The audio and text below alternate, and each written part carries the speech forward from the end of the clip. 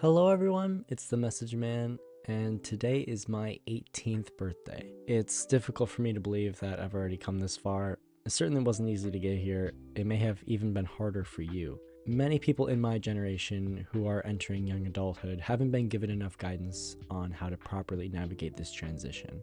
In this video, in celebration of my 18th birthday, I will share 18 pieces of wisdom that have helped shape me into who I am now. Things I've learned from other people, and things that I've discovered myself. I still have a long way to go, but I still hope you can find some value here.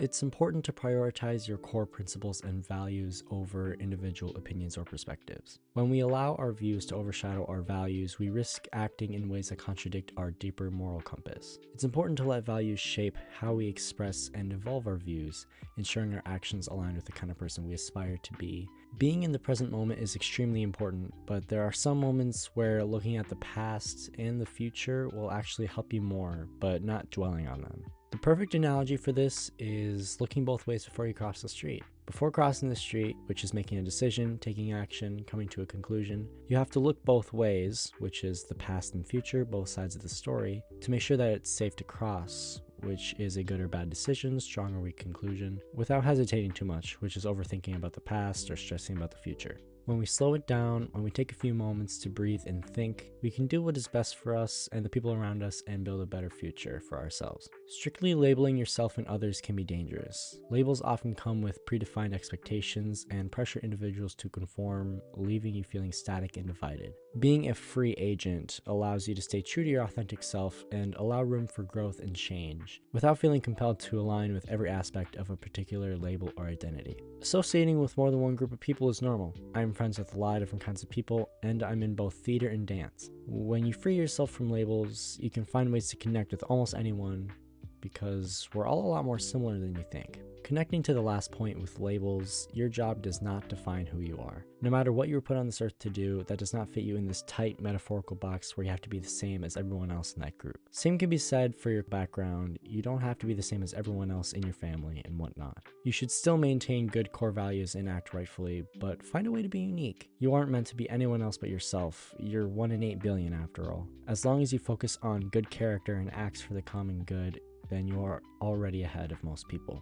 You'll hear me mention many Stoic concepts throughout this video. Stoicism is a deeply misunderstood philosophy that has helped me navigate through tough areas of my life. Specifically, the idea of acta non verba, which is Latin for deeds, not words. You've heard it before, your actions speak louder than your words. Don't talk about what you're going to do, just do it, like the Nike slogan. When you only talk about what you want to do, you only delay the effort it takes to actually do so. And in the end, people will take you a lot more seriously if you just get to work and you do it well, instead of telling the world what will happen next. I found myself saying that I would never do a lot of things because it doesn't feel like something I'd do in that moment. But over time, I've realized that just because something might feel out of character, not necessarily in a bad way, doesn't mean that you'll never do it. When I was younger, I didn't think I would ever be able to build up enough courage to do theater and act on stage. But things changed, and I ended up being one of the leads in my high school's spring play last year. You will change as a person as time goes on, and you will change your mind about a lot of things, especially with career fields for most people. So keep any opportunities wide open, because anything's possible for you. I usually dislike things that everyone talks about or that everyone is into, especially overplayed songs, overhyped movies, the list goes on, you get the point. But recently, a close friend of mine passed away, and her favorite Christmas song was my least favorite one, All I Want for Christmas Is You by Mariah Carey. The only reason why I didn't like it was because of just how much it gets played everywhere during the holiday season. Besides that, it's actually a pretty good song. But something that you might dislike or hate on could be really special to someone else. I've learned to not yuck someone else's yum because everyone likes different things. It's another way that we're all unique. You are free to have your own opinions, but don't openly hate on such things, especially anything that has become oversaturated. We care about ourselves more than others, we do things for our own benefit, and yet we care more about what other people think of us. Despite this, the only person's opinions about you that actually matter are your own. You are doing way better than you think you are. Just think about how far you've come since just last year. Going around seeking validation from others won't really make you feel any better about yourself, because it's just a quick dopamine rush that goes away and leaves you wanting more.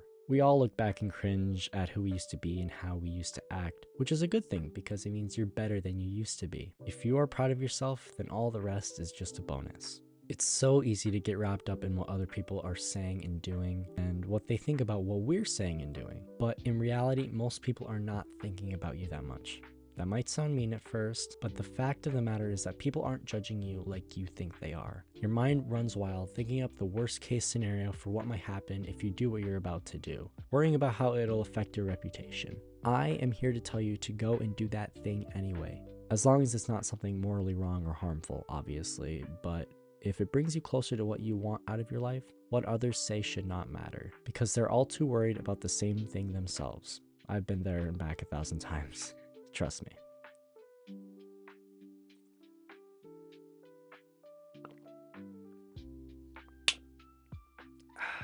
Believe it or not, you can actually use your anxiety to help you. There's a Stoic concept called premeditatio malorum, which is Latin for premeditation of evil. Oftentimes, we suffer more in imagination than we do in reality. Instead of letting our overactive imagination worry about things that might never happen, we can use it to properly prepare for obstacles that might come our way, so that we are not surprised or veered off course when those things do happen. You can't stop the bad times from coming and going, so you might as well find a way to handle them well and come out on the other side unharmed.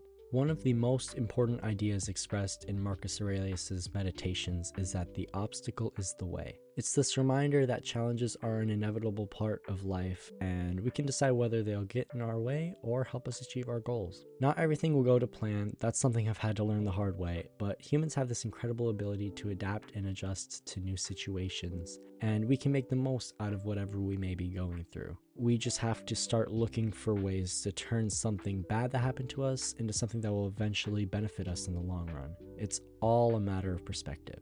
These next few will sort of bleed into each other, and if you only take one thing out of this video, let it be this one. One of the most important lessons I've learned in my life is the dichotomy of control, and this comes from the works of Epictetus, who inspired Marcus Aurelius. There are some things that are inside our control, and a whole lot more things that are outside of our control.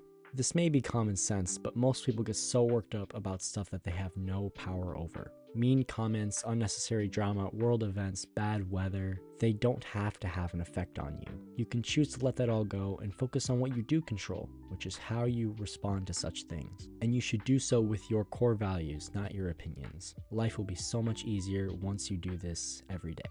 These days, people have opinions on pretty much everything. Such polarization is used to hook you into social media, the news, current debates that you don't really know enough about to even participate in. Many of us take a lot of stuff personally, myself included, I'll admit, but you can't let the little things hurt you. You have the power to have no opinion, to remain neutral in things that don't actually hurt you, especially things that are outside of your control. Complaining about the weather won't change anything, it only makes you more miserable. Just let things be the way they are because it is what it is. Focus on what you're able to do and do the best with what you've got.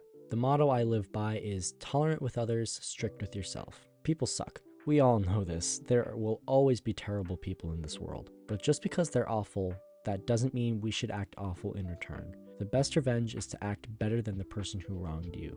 We are supposed to love everyone, even our enemies, because we are all made to work together and cooperate. You see how nature works in harmony. We are meant to do that with our fellow human beings. Because we're all human, we make mistakes and not everyone is perfect, and some people just don't know any better. So we might as well embrace the chaos and treat others how we want to be treated, because sometimes we can be pretty awful too. Even though we should hold ourselves to a higher standard and try our best to be good people, we shouldn't be too hard on ourselves when we mess up, because it's bound to happen. Mistakes are normal, but when we do veer off course, we have to find a way to get back on track. We can't just sit around in self-pity, which is the less acknowledged side of narcissism. You will get distracted, you will slip up, you will get in your own way sometimes, but that's okay. It's something worth celebrating because you're a human being. When you do fall flat, you have to get back up on your feet. You have to find that rhythm again. Allow yourself room for growth and reflection so you can get better moving forward. So many people promote these ideals of being kind and less wasteful and more open-minded, among many other things, but a lot of them will turn around and act against those ideals. Like I said, we all make mistakes and that's okay, but many of us expect other people to act well and then we don't hold ourselves to that same standard. It's essentially the opposite of my motto. You see people going around posting inspirational quotes and wearing clothes with compassionate messages, only to not apply those to their own life. We fail to live up to what we preach, but we should strive to be that person who actually does live up to those virtues, especially those of courage, discipline, justice, and wisdom. It will be one of the most beneficial things you do for yourself and others. Like I've mentioned throughout this video, you don't control most things, and there's no use in getting so bent out of shape about them. We might as well just embrace what happens to us because it's meant to be that way. The idea of amor fati, which is Latin for love of fate, embodies this idea. You can change your thinking and you can change your identity, but you cannot change the hardships. They exist for a reason because they are always an opportunity to be your best self, to improve and adjust. Life is always changing and we must change with it. So greet everything that happens to you with open arms.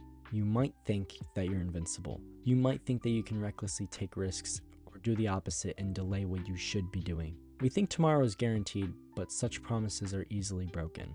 The only guarantee we have is right now. The idea of memento mori, which is Latin for remember you must die, reminds us that we are not here forever. It might sound a bit grim at first, but it's the one thing that is guaranteed to happen to all living beings. I have witnessed death with my own eyes, stared it right in the face, and it made me rethink my whole life. It was actually what inspired me to start becoming a better person and make the most of my time here on Earth. So always remember this. You could leave life right now.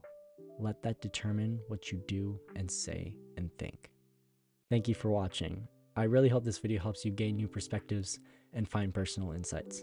And as always, thank you so much for supporting my channel. I always appreciate you guys. I'll see you in the next one. Take care of yourself and pass on the message.